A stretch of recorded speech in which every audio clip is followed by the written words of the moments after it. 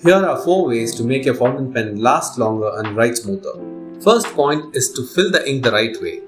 If you are using a cartridge, all you have to do is just insert the nib section into the cartridge. If you are using a converter, you have to insert the converter which is empty into the nib section, dip the nib section into the ink so that the ink gets sucked in through the nib.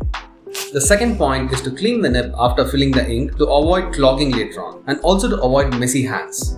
The third point is, in case you have a clogged nib, all you have to do is take the nib section out of the pen along with the converter and drain all the ink in the converter through the nib.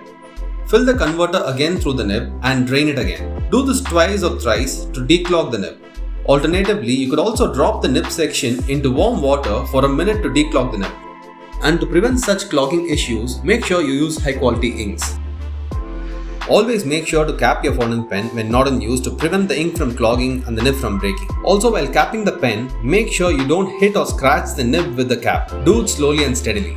Save this reel for future reference and share it with your friends who use fountain pens.